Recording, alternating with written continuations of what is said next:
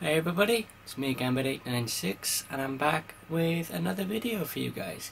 Today I'll be reviewing Daredevil by Mark Waid, Volume 3. The series is written by Mark Waid and we have the introduction of Chris Samnee on the artwork with issue 12. And we also have Khoi Pham, I hope I'm pronouncing that right, P-H-A-M, filling in for an issue with issue 13. We also have Greg Rucka on the writing team with Punisher issue 10, and we have Marco Checchetto filling in for some of the artwork on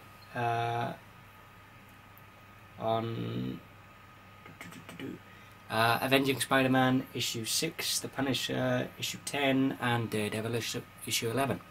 So this third trade collects issues 11 through 15 of Daredevil, Avenging Spider-Man issue 6, and The Punisher issue number 10. So the story starts out and we have the Omega storyline, which is a crossover between Daredevil, Avenging Spider-Man, and The Punisher. And it all revolves around this device that Daredevil has come into possession of called the Omega Drive, which has billions upon billions of gigs of information pertaining to all of the major crime families in the in Megacrime, which are all the major crime families within the Marvel Universe. So you have organizations like AIM, Hydra, Black Spectre, as well as a few others which I don't want to give away. So there's a crossover and a team up to basically keep all of the crime families at bay. And first, from the opening pages, we see that Spider-Man has happened across some ninjas of the hand, as you can see there. I have to say the artwork by Marco Checchetto, Chris Samnee, and Khoi Pham in this is absolutely fantastic. There's some really great action scenes within the Omega storyline, and some really great panel work as well, as you can see there and there. So like I said, there's some great conflict of interest between Daredevil and Frank Castle, because Frank Castle wants to use the Omega Drive to hurt the crime families, and by hurt he means he wants to wipe them all out. Daredevil, or Matt Murdock, believes that information is power, so he wants to hold it over the crime families to try and keep them at bay. Again, there's another great double-page spread of some of Marco Checchetto's artwork, as you can see there and there. There's also some really great character moments in this, particularly in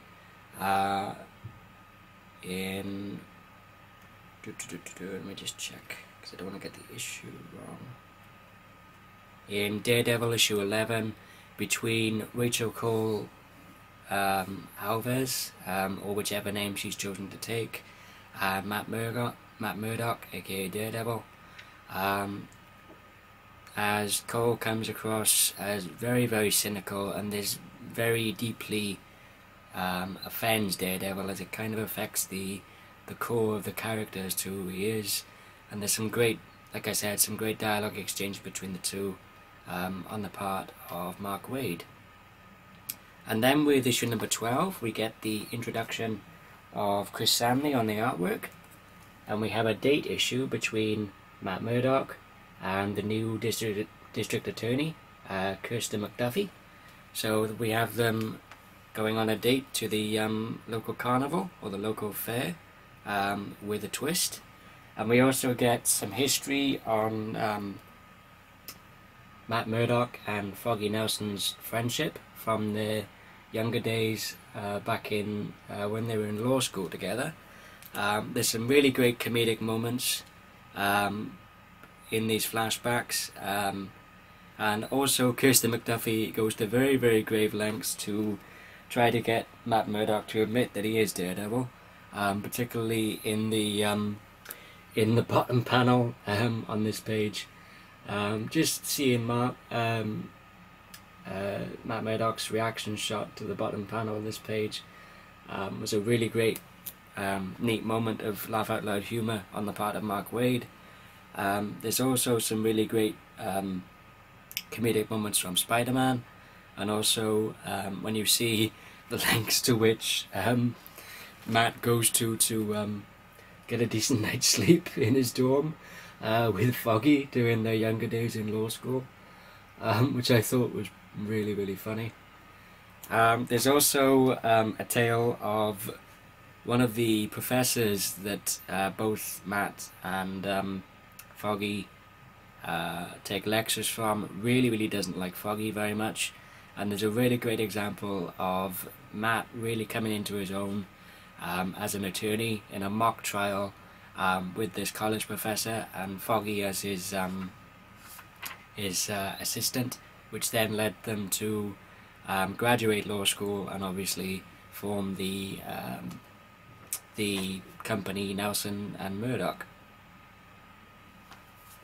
And here we see some really great action scenes of Daredevil doing the superhero thing, coming up against all of the various different crime families that make up Mega Crime. I'll just show you another good example. As you can see there and there. There's also some really great, like I said, some great action scenes in this.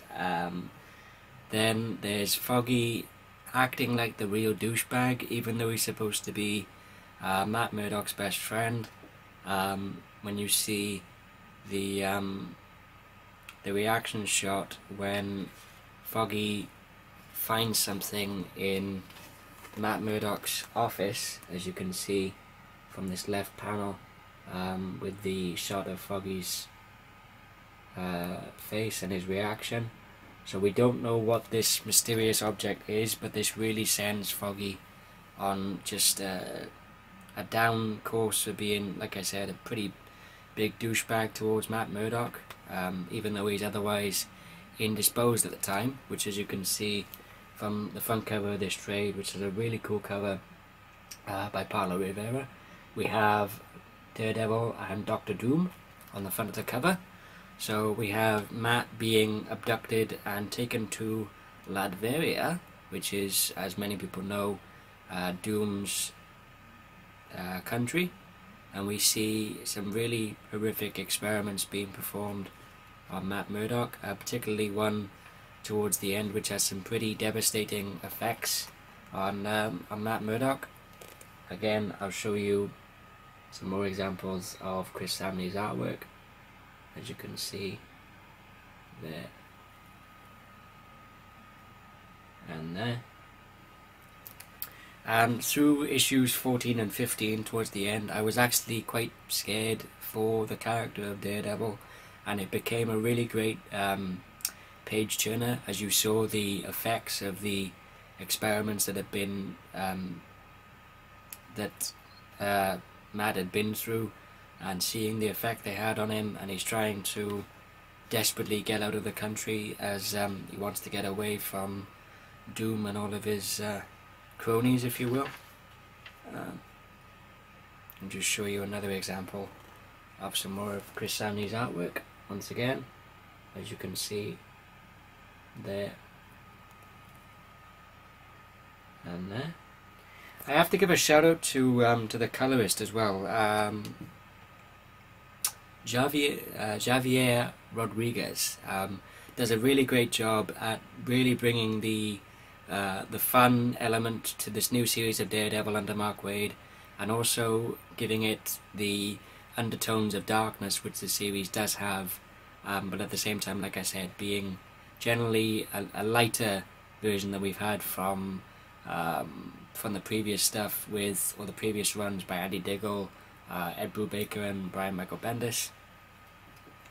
There's some really great, like I said, fast-paced action story beats towards the end.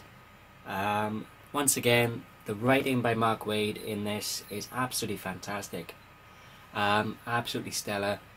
And the artwork, like I said, by Chris Samnee is just really, really great stuff. I cannot wait to read more of this series. Guys, do yourselves a favour. If you're a fan of Mark Waid's writing, if you're a fan of the character of Daredevil, or if you're a fan of Marvel Comics in general, and you haven't jumped on Daredevil yet, I highly, highly recommend you do so. If I had to give this third volume a rating, I'd give it a 5 out of 5. I've really, really enjoyed it, and I highly recommend it. If you guys haven't seen my review of the previous volume, which is volume 2, which collects issue 7 through 10, 10.1, and Amazing Spider-Man issue 677, I'll put a link to this review video in the description.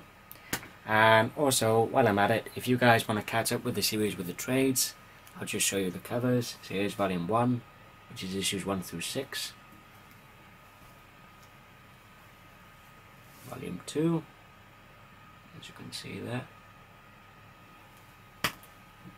And finally, volume 3. So, and then if you want, obviously you can catch up with the single issues, as issue number 24 came out last week, I believe, or the week before. Anyway, so like I said, 5 out of 5 for Daredevil volume 3. And that about concludes this review video, guys. Thank you everybody for watching. Hope you all enjoyed this video. If you did, give it a thumbs up. If you didn't like it, give it a thumbs down. As always, feel free to leave a comment below in the comment section. If you're new, please feel free to subscribe. And until next time, this is Gambit896 signing off, and I'll see you guys next time. Take care, guys.